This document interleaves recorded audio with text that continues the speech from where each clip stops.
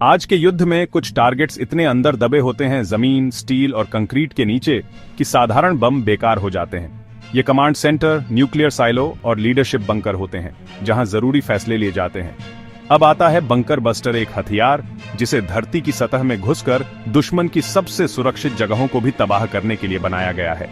एक मजबूत नोच कोन और भारी केसिंग के साथ यह पत्थर और कंक्रीट में ड्रिल करता है और अपने टारगेट की गहराई तक रीचने के बाद ही फटता है। नतीजा, एक शॉकवेव जो टनल को गिरा देती है, इक्विपमेंट को तबाह कर देती है और अंदर मौजूद किसी को भी बेअसर कर देती है, एक सुरक्षित जगह को कब्र में बदल देती है। इसका मनोवैज्ञानिक असर बहुत ज्यादा होता है। बंकर बस्टर्स के होने से सुरक्षित जगह का विचार ही खत्म हो जाता है, जिससे दुश्मन के नेताओं को अपनी सुरक्षा पर सवाल उठाने पड़ते हैं। यह हथियार एक मजबूत रुकावट के तौर पर काम करता है। यह बताता है कि कोई भी लीडर या असेट सच में पहुंच से बाहर नहीं है।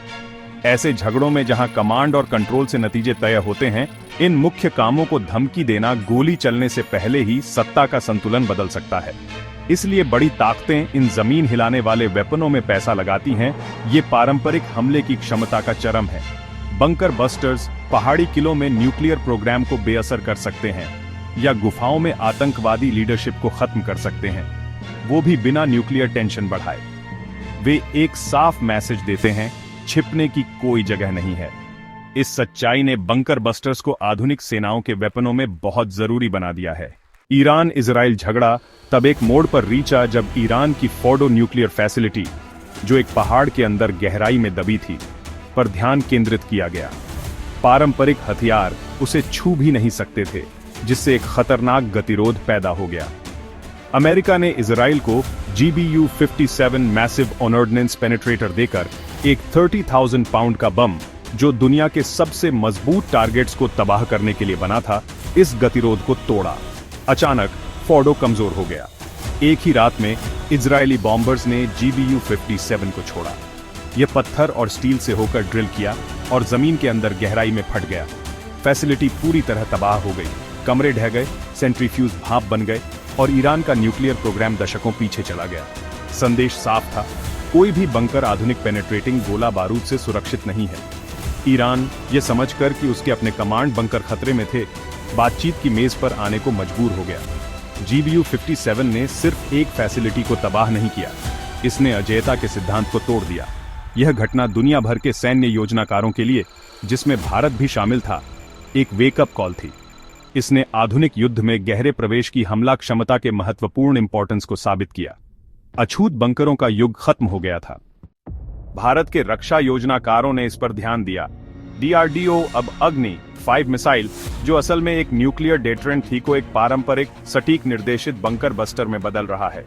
लक्ष्य एक ऐसी मिसाइल जिसमें धरती में घुसने वाला वॉरहेड हो, जो सबसे मजबूत अंडरग्राउंड टारगेट्स को तबाह करने में सक्षम हो।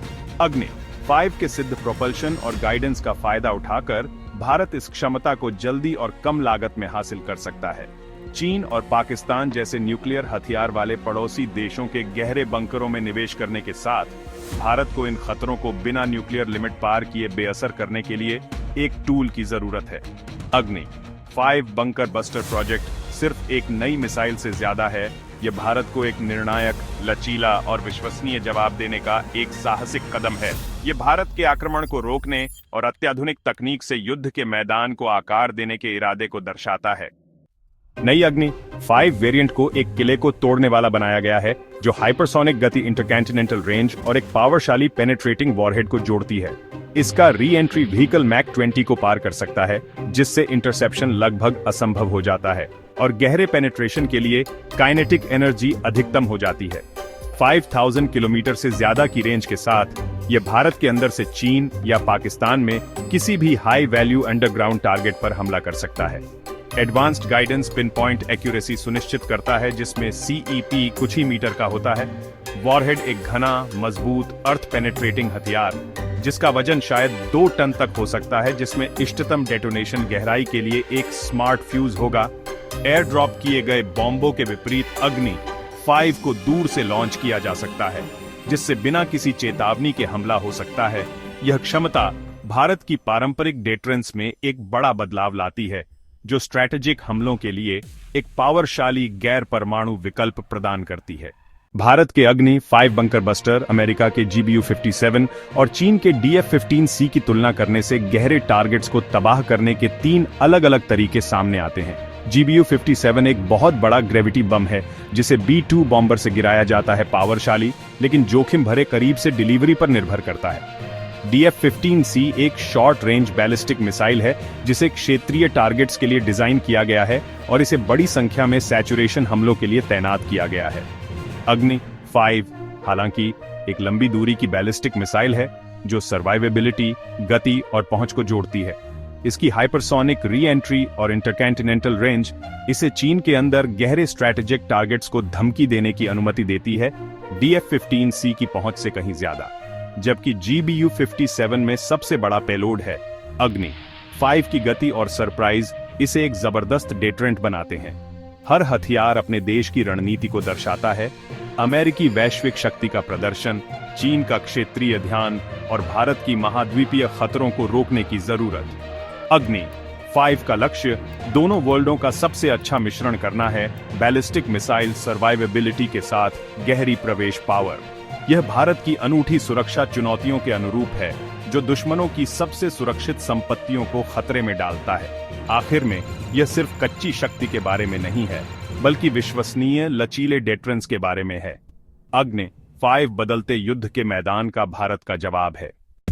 अग्नि 5 बंकर बस्टर को चीन और पाकिस्तान के विशाल अंडरग्राउंड नेटवर्क को बेअसर करने के लिए डिजाइन किया गया है। चीन की अंडरग्राउंड ग्रेट वॉल पहाड़ों के अंदर मिसाइल साइलो और कमांड सेंटर को सुरक्षित रखती है। अग्नि 5 इन टारगेट्स तक 20 मिनट से भी कम समय में पहुंच सकता है।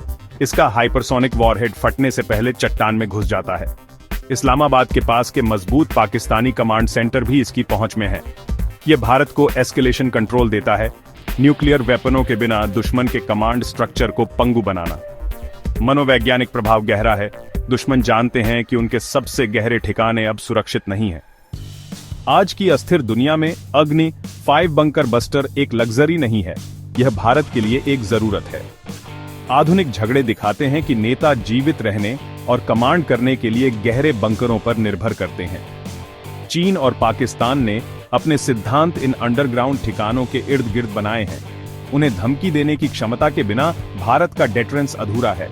अग्नि 5 इस कमी को पूरा करता है, सबसे हाई वैल्यू टारगेट्स को खतरे में डालता है और किसी भी हमलावर के लिए जोखिम के कैलकुलेशन को मौलिक रूप से बदल देता है। यह भारत के खिलाफ झगड़ा शुरू करना कहीं ज्यादा खतरनाक जुआ बना देता है।